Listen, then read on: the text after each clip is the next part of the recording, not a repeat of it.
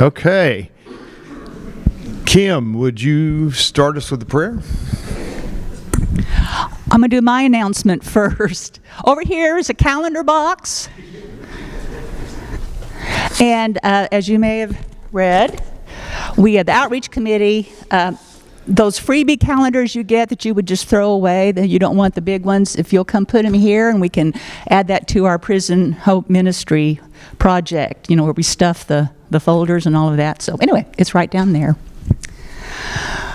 Well, Lord God, I didn't know I was going to give the prayer today, but such is life, where unexpected things come our way, and our first reaction often is, Lord, what do I do? Help me. We're going to hear about Route 66. We're always on a road, Lord, and so we ask for your continued guidance and support. Thank you for the times you carry us. Thank you for the times that you point us in the direction of someone else who needs your love and your care. Forgive us for the times we falter and stumble of our own doing, of our willfulness. Thank you for your forgiveness. And thank you always, dear Lord, for your gentle nudging and guiding and whispering in our ears. I am here. I am behind you. Follow. Let me push you. I love you. In Jesus' name, amen. Amen. Thank you, Kim. Okay, to introduce our speaker, Connie, come on up. He normally calls me the what is it, co-education? I think I love it. Kim is my co. So when I was a teenager, I drove a 49 Plymouth that my dad bought from my aunt for $250, and I used to drag Maine. How many of you, did y'all have homes that you drug Maine in? Yeah. We were trying to be like the Restless Ribbon, but our Maine was 3 blocks long. I mean, 2 blocks north and 1 block south, and my dad used to say that I had the insides of all the tires worn because that's all I did was drive, and it wasn't good. But I loved Route 66 forever because it was kind of going not right through Okeene, but it went right south of Okeene, and I saw the signs. And today, I am very, very pleased to introduce my dear friend, Ken Busby. Ken bails me out of more things than you can imagine. He gives me free tickets for my Urban Sketchers to come to all of his Road Fest events. And I know many of you have known Ken because he was executive director of it's right here in my paper, read it. Arts and Humanities Council. Currently, he's a cultural czar, that's of Northeast Oklahoma. We all appointed him that. And he serves as the executive director and CEO of the Route 66 Alliance. So this is like the second part. This continues to build on Tulsa because Ken's going to tell us not only what's happening in Tulsa, but what's happening all the way from Chicago to LA, right? There you go. Here we go, Ken Busby. Thank you, Connie. So first we got to see if I did my mic right. It's good. We can hear okay? Okay, cameraman's happy. Awesome. Well, it is great to be with you all today. And I do appreciate Connie asking me to do this. Go ahead. Okay, yes ma'am, sorry. I just do what Connie tells me. It's much easier that way. So I'm happy to share with you some history of Route 66 and then a little bit about where we're headed as we're heading toward the Centennial in 2026. And I appreciated in the prayer the comment about we're all on a road. And so I don't know if anyone paid particular attention to what I'm wearing today. Probably not. But I'm wearing a blue shirt and a red tie. Michael Wallace always says that Route 66, the Mother Road, is purple, and it welcomes everyone. And that's what I love about this road, and love about what I get to do. So, okay, some history. How many of you know? Oh, wait. Maybe if I turn it on, it was working earlier. There we go. It's working. Okay, I just have to aim at it. Okay. Oh, you're going back up. Look where you are.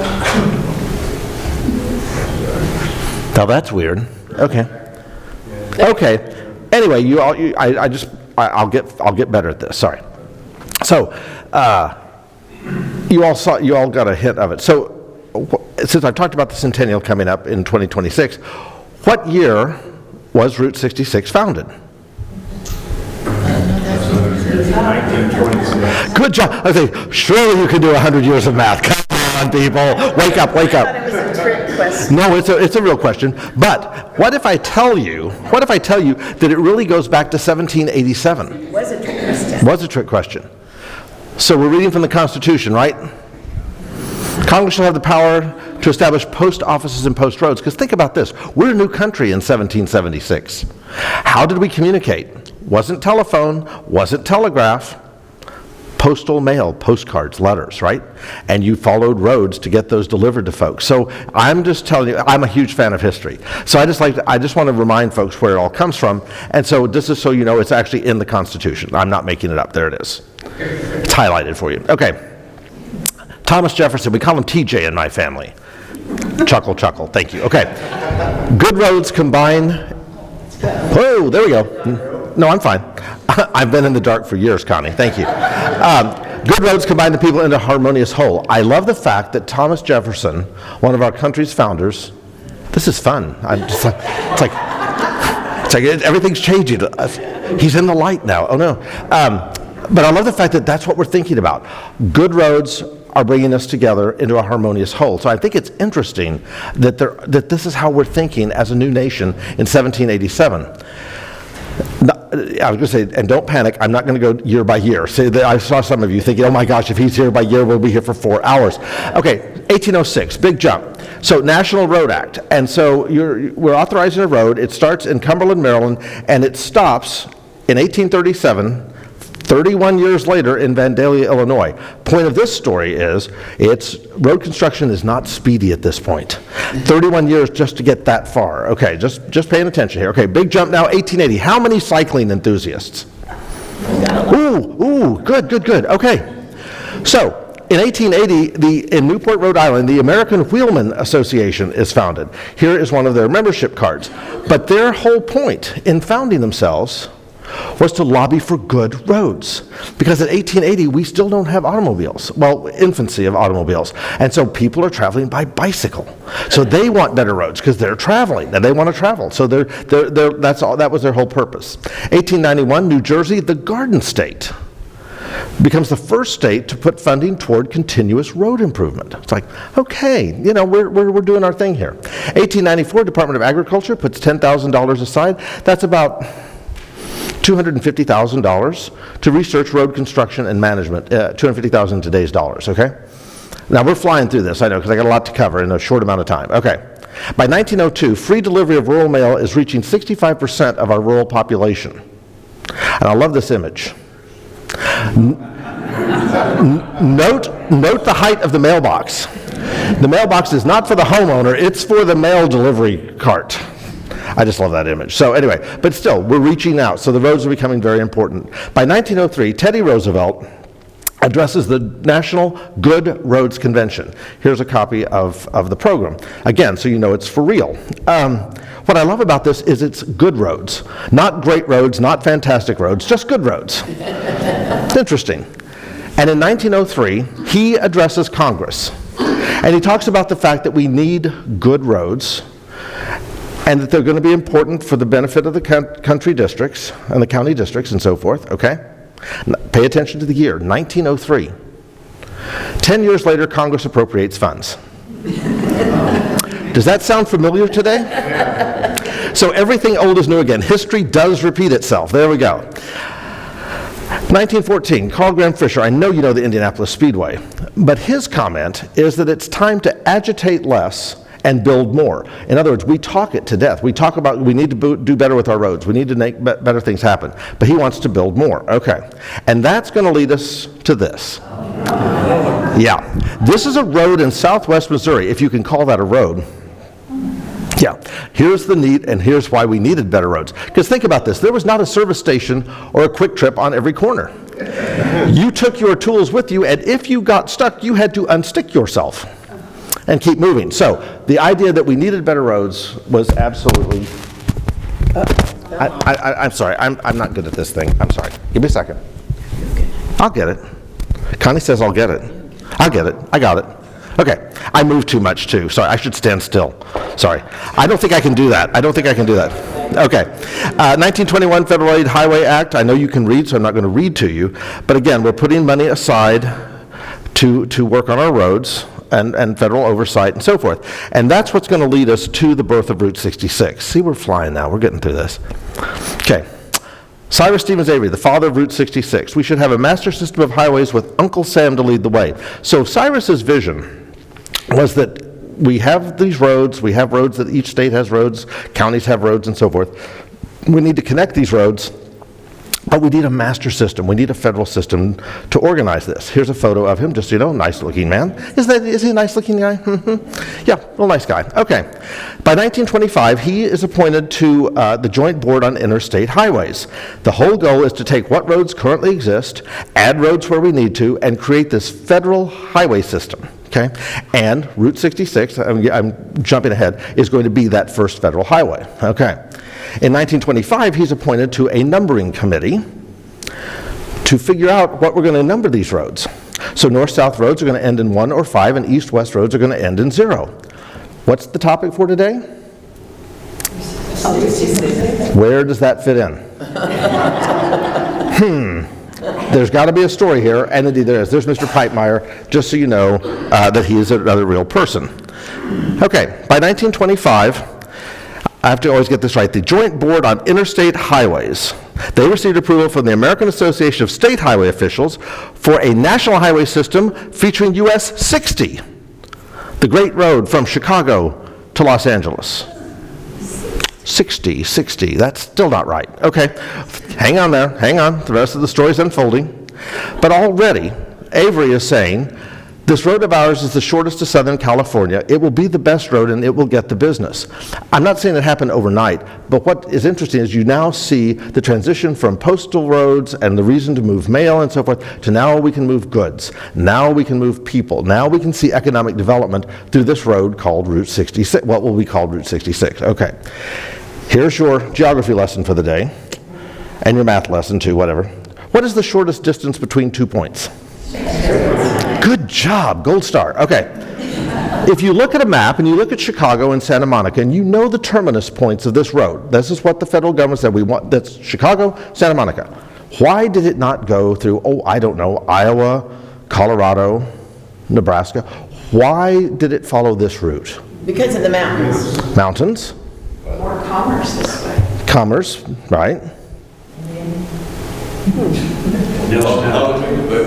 Politics might have gotten involved, Mike. Yeah, it's possible. They wanted to go through Oklahoma. Yeah, they really wanted to go through. Well, Avery really wanted them to go through Oklahoma because he was living in Tulsa, Oklahoma at the time.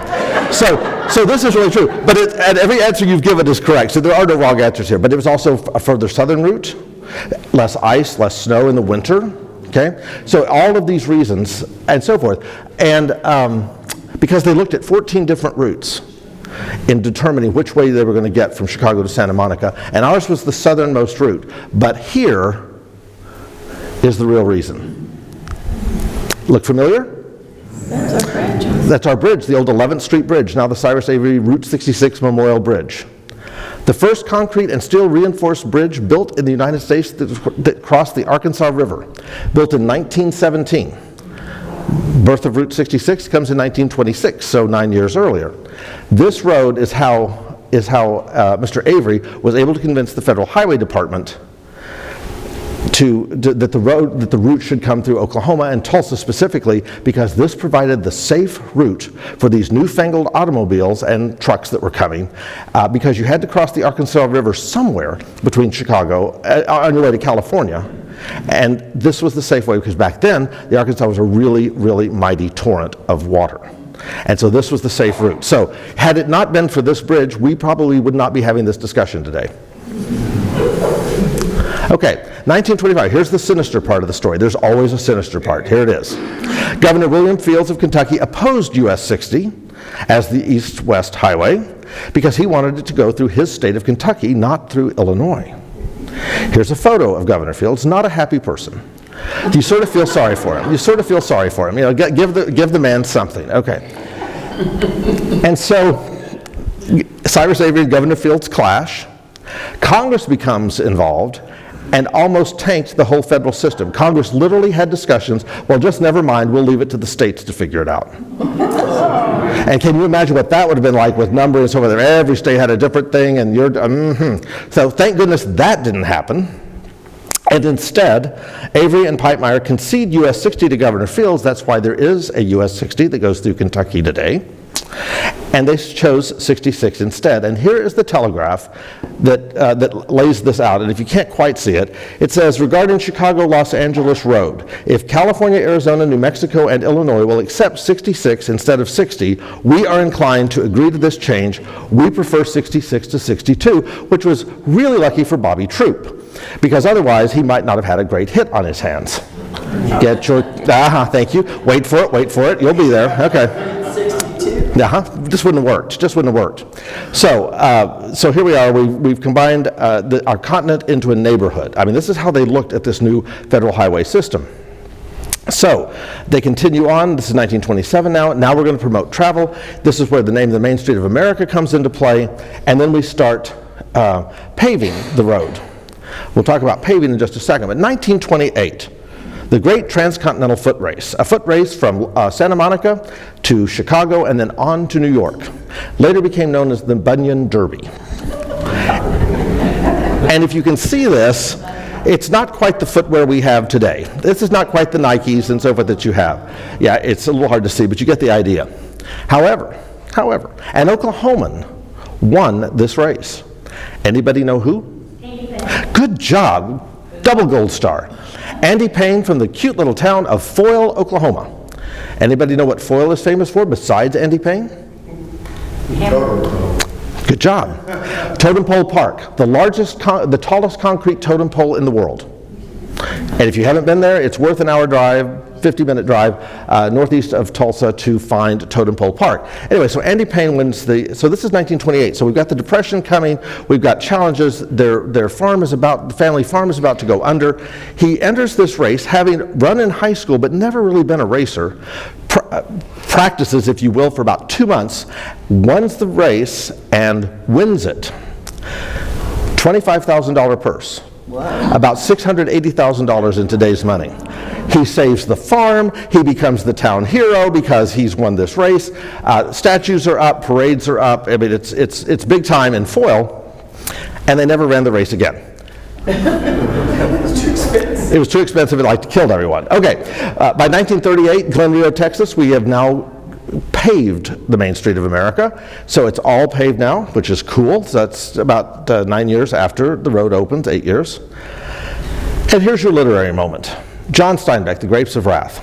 I know you can read, so I'm going to let you read. But it is the main migrant road, the long concrete path across the country, weaving gently up and down the map from Mississippi to Bakersfield. Bless his heart, he didn't quite know where Route 66 was. Not quite in the Mississippi Delta, but you know, it's John Steinbeck and we forgive him and we move on. So there we go. Yeah, people confuse people. So, and I alluded to Bobby Troup earlier, 1946. He and his wife Cynthia are traveling across the country. She says, honey, you should write a song about this road we're on. He literally pens it while they're on the trip. Get your kicks on Route 66. Nat King Cole asleep at the wheel. Everybody covers it. And so it truly became the anthem for the Mother Road. Okay. In 1952, this is fascinating to me. The US 66 Highway Association dedicated this famous road to Oklahoma's favorite son, Will Rogers. When did Will Rogers die? 36. Correct. Yep, 1936. 16 years later, he still has that kind of power. That to name a road for him is going to mean something. You know, and in fact, of course, our Tulsa World still runs quotes of his every day. So this is how popular he is. But I love this billboard. It's all paved. You're going through Los Angeles onto Santa Monica, Chicago.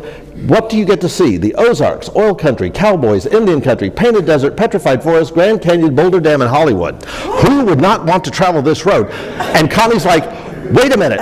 You can't see the Grand Canyon from Route 66. And you're right, Connie, you're right. So this just proves that the marketing has always been with us, and marketing hacks have always been with us, but it sold the Main Street of America. It sold Route 66. So there you go. Misinformation. Slight misinformation. Okay, 58, we name the River Road to Avery Drive in honor of Cyrus Avery for all that he had done for us. 1984, here's the sad part of the story. We had sinister, now we have sad. Because the road is a very narrow road, and because cars are getting bigger and trucks are bigger, it can't handle the traffic that's on what is Route 66. And so the last section is bypassed at Williams, Arizona on October 13th. Here is a great photo. You can literally see Route 66 on your right running literally parallel with this new interstate system.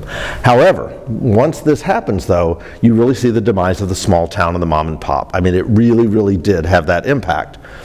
And so by 1985, it's officially decommissioned, and that's why today we refer to it as historic Route 66 and not U.S. Route 66, because it is no longer officially a U.S. highway. Okay.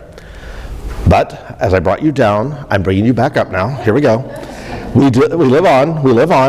So in 1999, a National Route 66 Preservation Bill gave $10 million to help with, restoring and preserving this road. It was renewed in 2009 and then sunset in 2019, and I'll get back to that. Hold that thought in just a second. 2001, the National Park Service established the Route 66 Corridor Preservation Program. Again, just trying to identify what it's going to take to maintain a road that's 2,448 miles long that's part of the American history and iconography. And then something magic happens in 2006. Disney Pixar releases Cars. And as you know, our own Michael Wallace, who's the founder of the Route 66 Alliance, for which I work, is the voice of the sheriff in Cars. And so this truly told the story of Radiator Springs and really brought that whole history of Route 66 to life and really reminded folks of what this road had meant and where it was and what it meant when it shut down. And it followed the whole story. Michael was hugely involved as an advisor to them and so forth, and of course voiced the part of the sheriff. And I love this image of the happy cars. It just makes you feel good, doesn't it? It's just like, oh, the happy cars. And you see Michael up there, the little black and white sheriff's car. So, okay, and I'll talk a little bit more about where that's going as we talk about what's happening in the future. World Monuments Fund put Route 66 on its watch list. Again, just trying to draw attention to what do you do to maintain this great road. 2012, we do the East Meets West sculpture at Avery Plaza. I know you all have seen it. Right there at Southwest Boulevard and Riverside Drive. You'll notice 8 flags. I showed you the map earlier. Who would like to name the 8 states through which Route 66 travels? You can do it as a group, I don't care. Illinois, good job, good. Missouri. Oklahoma. Texas. Who said Kansas? God bless you, sir. Everybody skips poor little Kansas, and it's Galena and Baxter Springs, the 2 major towns through which Route 66 travels, and there are 13.1 miles of Route 66 in the state of Kansas. And then it goes on to New Mexico, Arizona, and California. But those 13.1 miles are very important. That number should click with you. 13.1 is half marathon. So they run half marathons a lot, and then every once in a while, they'll turn around and run back, and then you have a full marathon, and you don't have to move your car. It's really cool. So it's great. Okay. Then in 2015, the U.S. 66 Highway Association is reborn with the Alliance and the National Route 66 Federation joining forces. Again, we're just trying to promote the road, get 8 states to play together, all of those things. We established the Route 66 Commission in Tulsa under Mayor Bartlett in 2016 for economic development and marketing purposes. Okay. 2023, I'm jumping ahead a little bit, but we're going to run back. All right, so Representative Darren LaHood of Illinois, Grace Napolitano of California, try to get Route 66 designated as a National Historic Trail. Okay, the reason I'm saying this, okay, they started in 16, and in 18, and in 20, and 21, and 23. Both houses always approve it, and somehow, though, it gets on somebody's desk and dies. And so here it is. So we're making one more pitch. 23, it's now 24. We're trying to get Congress to approve it as a National Historic Trail prior to the Centennial, because once it's listed as that, it opens up federal funding. So when I mentioned that preservation program that sunsetted in 2019, this would open up the door to more federal funding. So we're really trying to get them to do this. It'd be like the Appalachian Trail and other trails that we have. So we're trying to get this pushed forward. Okay. Then the Oklahoma Route 66 Centennial Commission was established by the governor. I was appointed to that one. And then Congress established the National Route 66 Centennial Commission, and our own Michael Wallace happens to serve on that one, which is great. We have him, we have Trait Thompson, the head of the Oklahoma Historical Society, and we have Tim Gatz, Director of the Oklahoma Department of Transportation. So Oklahoma is well represented on this national commission, which is awesome. They have no funding though, don't get excited. Okay. For my cycling enthusiasts, just quickly, U.S. Bicycle Route 66 has been recognized officially. The first sign was installed in Tulsa on May 23rd of last year. And if you see a cute little sign like this green one, that tells you you're on the bicycle route. That'll give you the safest route to travel across our state on bicycle. You say, Ken, is this really important? Why, yes it is, and here's why. Okay, there's your map. So this way, it's just one more way for folks to travel the road, to bring national attention to it, and so forth. Here's the cool thing, or interesting thing. So I get put on this commission by then Representative Carol Bush to try to do this, because you have to get every city, every county, every district that has any part of Route 66 to agree that it can be a bicycle route. And if you don't have everyone in agreement, they won't approve it nationally. You have to have the entire state as one. And you notice a really weird thing that happens in Canadian County. That just doesn't look normal at all, does it? One holdout, one county commissioner in Canadian County would not agree. The lieutenant governor called him. The governor called him. Wouldn't do it. He wanted more money for shoulder repair.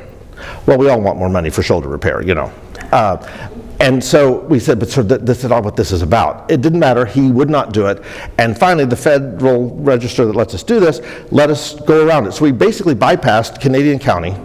And you get this whole, so they're missing out on all the marketing and so forth because of one person. Anyway, it's a shame, but we move on. Okay. Current hotspots, I know you know them, 11th and Peoria, 11th and Lewis with the Mother Road Market and so forth. Obviously the Kendall Whittier District, which is Admiral and Lewis with Circle Cinema. A lot of current hotspots. Okay, here we go. Our official logo, okay, thank you.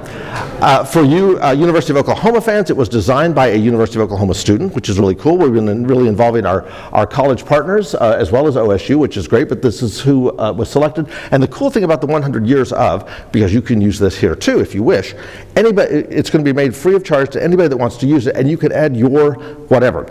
100 years of Tulsa, 100 years of Rotary, 100 years of Harvard Christian Church, 100 years of anything, because with the logo it ties you to 66. So we're just encouraging everyone to do that. Okay. I expect you to write this down. No, I don't. The Route 66 revitalization grant. So this was great. Oklahoma is putting more money into Route 66 than any of the other 7 states, which is great. So we managed to get Congress, our state Congress, to do this revitalization fund. It's $6.6 million a year for at least 4 years, maybe 5, and then we're trying to get the sunset removed on it to go forward, so that after the centennial we can continue to improve the road. But it's allowing communities to do roadside attractions and neon signs and things to spruce up their communities to get ready for Route 66, because we have 46 communities through which Route 66 travels in Oklahoma, from Miami all the way to Eric. Here's just a few things in our region that I thought you might like to know about, of programs that have been funded in the first 2 rounds of funding. So Tulsa, if you know the old Saratoga Motor Hotel out on East 11th Street, they got money to do, and they're redoing the entire sign, $125,000, but it's a giant neon sign. And so it's really a nice flagship for the east part of Tulsa as folks are coming in on Route 66, so we're excited about that. Sapulpa is redoing the Rock Creek Bridge and with the original roadbed. They're developing with a park the surrounding area. They received the maximum, $2 million, which was awesome. So the grants range from $25,000 to $2 million. Miami is doing a historic wayfinding signage throughout their district, $36,000. Chelsea is developing a roadside attraction, historic figures, area celebrities, and so forth, $325,000. They were stoked with that one, let me tell you. I helped them do a strategic plan for their historic society, and they bought a bank building, and they're turning it into a small museum and sort of visitor center, and this is going to help them do some of that, so it's really cool. And then the Route 66 Alliance, we received a small grant to do illustrated maps if you will. So it is not a point-by-point how you've got along Route 66, but it's all the cool things you should see as you're going across our state. The nicest thing about this, and they're under production right now, the nicest thing is we're putting them in every Chamber of Commerce and every Main Street program in the entire state. So if you're in the Northwest, Southeast, doesn't matter what part of the state, you're going to know about what's on Route 66 and try to tie it together, because as our lieutenant governor, I get to work with him a lot. As our lieutenant governor likes to say, if you want to see America, you have to see Oklahoma. And then I add, and if you want to see Oklahoma, there's no better way than on Route 66. But it's still a hook. All we're trying to do is get people to come to Oklahoma, to spend money, spend the night, tax dollars and all that, and then see what else we have. So the whole thing is not just about Route 66. How many of you know we have a state dinosaur? Look at the hands go up. Wow. Not one. Oh my gosh. Okay. His name, it's a male, is Acrocanthosaurus atokensis. Say that 3 times fast. Anyway, Acrocanthosaurus was found in the southeast part of our state, near anyone? Near Idabel. And Beaver's Bend, that area, but near Idabel. Okay, so whole dinosaur found, first dinosaur, only dinosaur found in the state of Oklahoma.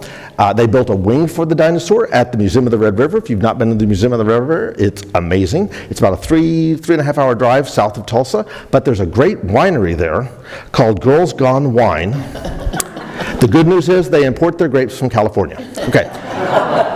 So, I know. But you can bottle your own wine too. It's really fun. I've done it a couple times. It's great. But anyway, the whole idea is if you travel with kids or anybody, everybody loves dinosaurs, right? But you tell folks, hey, we're glad you're in Tulsa, glad you're enjoying Route 66. Hey, you got kids, take a day trip, go down to the Museum of the Red River and see this dinosaur. It's really cool, Okay, so that you get the idea. All about tourism. Veneta is doing a preservation and repurposing of an iconic gull wing station, which is fun. So they've had it. It's just been sitting there derelict. Now they're fixing it up and they're going to put business into it. That's exciting. Our Tulsa Route 66 Main Street, which is near in the Red Fork area on the west side, they're doing a cool dinosaur thing. I always think of like the Sinclair dinosaur. Sort of looks like the Sinclair gas station dinosaur. Anyway, a giant dinosaur at Howard Park, and they're going to do 10 smaller dinosaurs along their 3.5 miles of Red Fork so that you can follow the dinosaurs as you're exploring Route 66. It's kitschy like a blue whale, okay? You get the idea.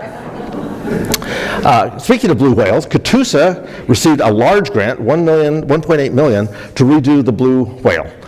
The best, if you've not been to the blue whale lately, have you been to the blue whale lately? Okay, anybody use the restroom? Okay, yes, and she's crying. Okay, so the good news is brand new restrooms, brand new gift shops, or real restrooms, real gift shop, walking trails, food court.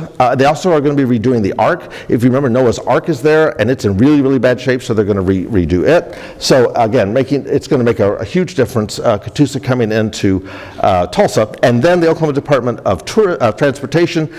You know those giant Route 66 shields you see on the roads as you're driving along? You'll see this black and white shield that says Route 66. Okay, those are called thermoplastic shields. They cost about $5,000 a piece, $4,000 to $5,000 depending. They'll last for 5 to 7 years, but they reflect at night too. And they're great, especially motorcyclists love them because they can really see that they're on the road. So Department of Transportation is going to put one on the entrance to each city of the 46 cities along Route 66, including Tulsa and Oklahoma City, which is great, so that everyone will know they're on the road and how to stay on the road as they're traveling across our state. So that's just sort of fun. Okay, I mentioned the 3 members from our Route 66 Commission. There they are, so you can see them just so you have them. There is national program recognition. I'm doing good, okay. I'm watching my time. You can submit ideas. If you want information, I can get this to you. You can submit ideas for projects, events, programs, and so forth to honor Route 66. And they can be for the state, they can be nationally, whatever you want to do. Their role is to recommend these projects to Congress. And then Congress may or may not at some point decide to put some money toward it. So far they haven't put any money toward anything related to this, but there's always hope. Hope and water, it's all good. Okay, there will be a Centennial kickoff probably in April of 26. It's going to be like the New Year's Eve ball drop in New York. So where we have simulcast, so it's like some city's going to host it. And from there, you'll be connected via video and so forth, and they'll do check-ins. So Chicago, what are you doing for the Centennial? So Oklahoma City, what are you doing? So Flagstaff, what are you doing? And so we'll be seeing it and so forth. So that's coming up in April of 26. There's an orchestral suite that's being produced by a professor named Nolan Stoltz out of the University of South Carolina. He's writing this whole symphony about it, so it's not like Get Your Kicks on Route 66, but you get the idea. It's a symphonic work. He's also making a simpler version for high school bands. The idea is that we'll have folks and orchestras across the country performing this fun piece. You know the Route 66 Road Fest, Connie mentioned it briefly. That will be coming up for our 4th year in 2025. Again, all indoors, Expo Square, a decade-by-decade journey of Route 66. You can learn its history, 20s, 30s, 40s, 50s, all the way around. Classic cars, and so the best thing about it, even though it's in June and it's hotter than blazes outside sometimes, it's all air-conditioned. You never have to go outside. What you get from your car in, you're cool the entire time. So it really helps, doesn't it? It really helps. There's going to be a Centennial Caravan project. They're going to pick a couple cities in each of the 8 states, and they're going to go from Chicago to Santa Monica, traveling state by state. Events will spring up around them and so forth. This is, again, a national level program. We don't know what all the activities will be, but each community is going to do its own kinds of fun things, and then this will be part of the national program. So we're really trying to celebrate the year. I love this particular. I pulled one out just to show you guys. Light capsules. You know the ghost signs that we see on our brick buildings? Yeah. This gentleman has come up with a way to do x-rays, and I don't know what all kinds of imaging he can do, MRIs, I don't know what he does. Anyway, he can take what was there and find what was there, even if it's really, really lost. And then he reproduces it using projection. So it's not, he's not painting it, he's not changing what's there, but he can put it, and it will reflect daytime and nighttime. It can be bright enough, and you can do permanent installation or temporary. But I think it's a really cool idea, because we got some cool ghost signs around. So I think that one's fun. GEM certification program. Also, if you have a cool program that's really not national in scope, but it would be great for your state and you think it would be awesome, you can submit that, and it's like a good housekeeping sign of approval, seal of approval. And the idea is that we'll put these on a website that we're developing at the national level to where everybody can have everything's listed. Here's what's happening in Oklahoma. Here's the programs that have been certified. Here's what's happening in these towns. Here's the calendar of events. All of that's coming together as we speak, and that's a major undertaking, as you can imagine. Okay. I mentioned Disney, Pixar, so it's the 20th anniversary of Cars in 26. Disney didn't know that. They forgot. So when Michael Wallace called Jay Ward, and I was with him and we were talking to him, he took the call, we set up a meeting, we had a call. He said, I can't believe it's been 20 years. Michael said, we can't either. Anyway, so we now have a person there, and they're talking about what they're going to do. They may release a couple of their cars to actually travel the road, do some stops along the way, and so we're working on all of that. We're also trying to get a film with live orchestra release of Cars. They did it for Cars too. You know how you go and you watch Star Wars with live orchestra, you watch whatever, Harry Potter with live orchestra. They never did one for Cars. And so we're trying to get Disney to release that. They're working on that, so hopefully that's going to happen. It does look like there's going to be a Guinness Book of World Records competition. I can't give you all the details, but that should be happening in the summer of 26. Just think about the idea that probably the largest number of classic cars on the road at one time, probably 2,500 to 3,000. And that looks like it's going to come together, so we're excited about that. A big birthday bash on May 23rd. I'm lying to you because that just got moved. It's May 30th. We are avoiding Memorial Day weekend. We're going to come the weekend after with this, and it's going to be a Scissortail Park gathering place kind of thing, back and forth with dueling mayors, and I don't know what else is going to happen. So we'll see what happens with all of that. And then the following week will be Tulsa Tough. So we're just trying to not cannibalize anything and just keep it all together. And then a big gala. I need to give it a better term, but yours truly is in charge of this one, to wrap everything up on November 11th as sort of the final tie bow in it. Recognize the folks who've done great things for Route 66 over the years. And as you also know, November 11th is Veterans Day. So when the Lieutenant Governor says, November 11th, yes, sir, that is the birthday. It literally was open on November 11th. And back in 1926, we weren't recognizing Veterans Day then. And I said, well, sir, we can't do anything to detract from Veterans Day. I mean, we have to honor da-da-da-da. He said, just work it out, Ken, make it work. Oh, sure, no problem. So what we're doing is we're talking to the Veterans Day Parade folks. I've got some connections, don't ask me why, of motorcycle enthusiasts and so forth. So I've got, my friend's name is Dragon. He's a really, really nice guy. Anyway, he's pulling together, he thinks he can get 8 or 10 states to come in and ride for us, so we're going to have motorcycles riding in the parade honoring veterans, and because they ride for veterans, and they do veterans projects. Like, this is great. And it may all end up in a great concert at the end of the day, if it all goes well, at the BOK Center. So, big things coming with that. My final wish list project, I made it real fancy. Isn't that cool? A Mother Road charging network. Electric vehicles, I saw a couple out in your parking lot. Actually, Oklahoma has more charging stations per capita than any other state. Unfortunately, they're not where anybody wants them. So we're trying, that's not true, But what we're trying to do is get them in some of the smaller towns, like the Bank of Chelsea's all, with the deal with Chelsea. Can you get us a couple? Sure, so I'm talking to Francis Energy to see if we can get them a couple, using federal dollars and a federal grant program through the Biden administration is doing an EV network. And so we're trying to get them to really do one for Route 66 and get them in the smaller communities along Route 66 so that people can stop, do the 2-hour charge, have lunch, take their photos at the roadside attraction, get back in their car and continue on. And then that'll be part of that. So that's my dream project on that one. And there's my contact information, and I'm done for any questions. You did good. Whew. Yeah, not bad. Question? Yeah, Connie? This has been really bothering me. There's Okay. some section of road that they don't want to repave because it's historic. Am I right about that? Because, I mean, you won't be able to drive on it if they don't allow it to be repaved, correct? So how are you going to do that? Are you involved in that? Oh, a little bit. Yeah, sadly. If there's anything with Route 66, I've got a hand in it somewhere. But anyway, so she's talking about the Ribbon Road, which is about a 3-mile stretch up near Veneta, between Miami and Veneta.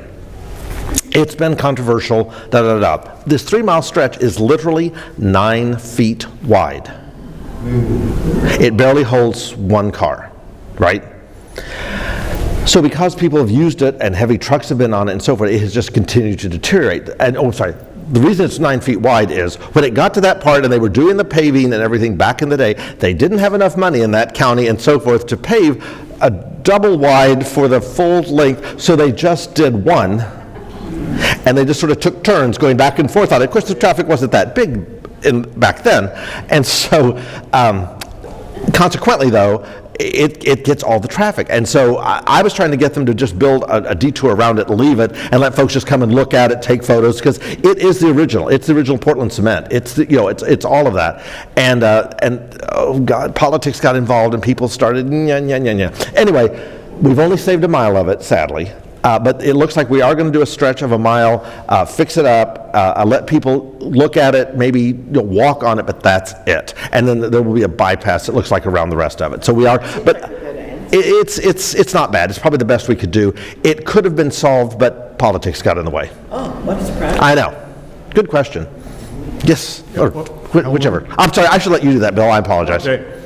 Yeah, we have to get Mike's Yeah. questions on them. Yes, sir. When you, in the beginning, you showed the map all the way from Chicago to Right. LA, and I think it was Santa Fe. It was kind of a loop-de-loop. Yes, ma'am. What was that? There were two original alignments back in the day, original alignments. So one went through Santa Fe and one looped up to Taos and picked up Taos. So we always show both of those because New Mexico is very proud of both of their alignments. And even Tulsa has two alignments. So we have the old, from 1926 to 1932, is basically Admiral that came into 2nd Street downtown. So that was the original alignment. Then it moved to 11th Street, basically, which we have today, and so forth. So, but that one was really at the same time, and people were trying to leave Taos out. And no, Taos is important too. So that's why we show both of those. And you travel both of them. They are both the original route. Good question, though. Thank you. There's one back there. Wait, hold on. Are we doing okay? You're doing Okay. I think you mentioned that there would be one city that would be like the main core city or whatever. Yes. What's the likelihood of Tulsa being that city? The question is the chance of Tulsa being the city to be the main city. We're going to have to apply like everybody else, but we're putting together a really robust application to be that city. But literally any of the 8 states can apply. So and some federal committee is going to look at it and decide who gets to do it. So we've got a 1 in 8 shot for the state. I think we're more together than really any of the other 7 states. I shouldn't say that, but we really are doing much more. I think we would have a pretty good shot, and I don't think Oklahoma City, as much as they're doing for it, they're not doing near what Tulsa is. So I think there's a good chance it'll be Tulsa. I'm crossing my fingers. We're going to give it our best shot. Ken, about 3 years ago, another guy and I we were talking with the lady that owns the Rock Cafe. Oh yes, Stroud. Sally. She did the female voiceover for the main car. She was Sally.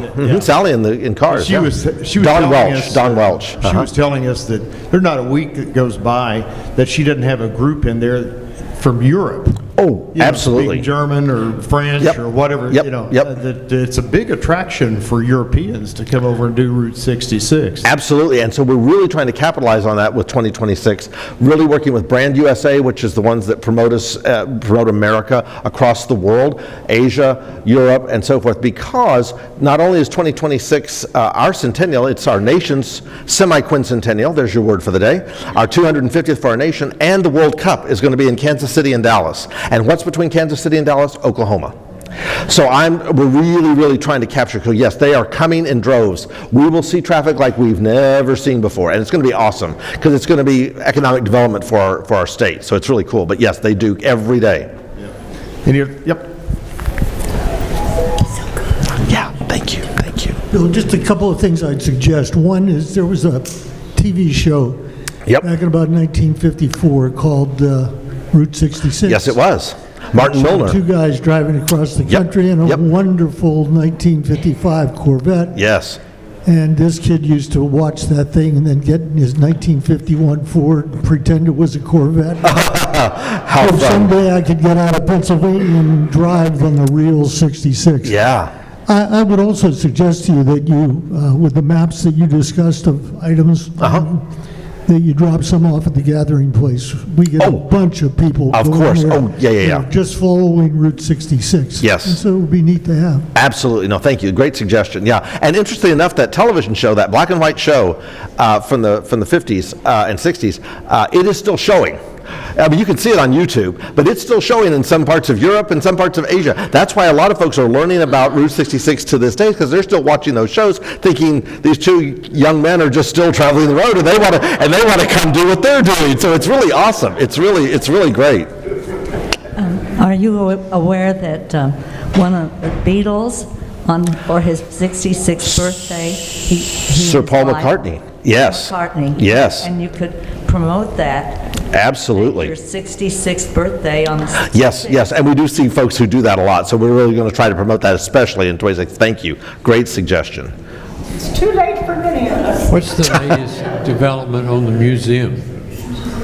So we're working on a museum with Michael Wallace, the Route 66 Alliances, and so much to the chagrin of some of us in the room, we're going to be actually working in Claremore to bring this to fruition, because we're tying it with Will Rogers, with my connection earlier, and we're working with the Cherokee Nation. So it's a cool project. We're going to restore the historic Will Rogers Hotel and bring it back into its grandeur, and we're working with Circle Cinema to do an outdoor drive-in movie theater as part of this development. So yes, so that's coming. Richard, I'll be honest with you, we will not have it done by 26, but we'll break ground by then. We'll break ground and have it started. But and then my whole thing is that Route 66, its 100th, is great, but it's also the launch of the next 100 years, because people will be coming back in 27, 28, 29, just like they're coming now. And so we'll just keep having more things for them to see, and your great Route 66 sign will be there. Yes. What is the budget for just Oklahoma for this total project? The question is, what is the budget for the project? We don't have one yet. I know that's crazy to say that. I mean, we're putting the $6.6 million a year that's being divided out. We're working on a budget of about, I'm going to guess it's going to be between $5 and $8 million, just to do the birthday bash, the Guinness record, and the gala, the big blowout. When it's all said and done, we're still finalizing budgets. We're working on those right now. We're behind the 8 ball. You think, the commissions were established 5 years ago, and we've been meeting quarterly all that time, and still Congress, our state legislature, has put no money into the Centennial. this 6.6 million is awesome, but that's just, and that's helping these great communities. We're all for it, but still no specific thing just to do those key projects for our state, which is very frustrating. But Any guess what kind of return we'll have on that? Is it a 5%, 20%? oh, yes, what kind of return? Let me put this in perspective. The little cool yellow, it's now yellow passport that you can pick up and get your stamps as you travel across the state, the passport, that's seeing a 94-to-1 return. For every dollar they're spending, $94 is coming back to the state based on that little passport, because people are buying tchotchkes and so forth. Every time they're stopping at the stores, they're getting their stamps. It's huge. So yes, we see we know it's a good, thank you for asking that. We know it's a huge return. We're trying to figure out, conservatively, we've been hearing at least an 8-to-1 return. So it's like, it's a good investment, folks. If we spend $8 million and we get 80 back, that's not bad. That's, anybody sign up for that one? Yeah. So we'll work on it. So thank you. Yeah. One more question. Oh, okay. Sorry. Don't have one? Okay. All right. Thank you all so much. Appreciate it.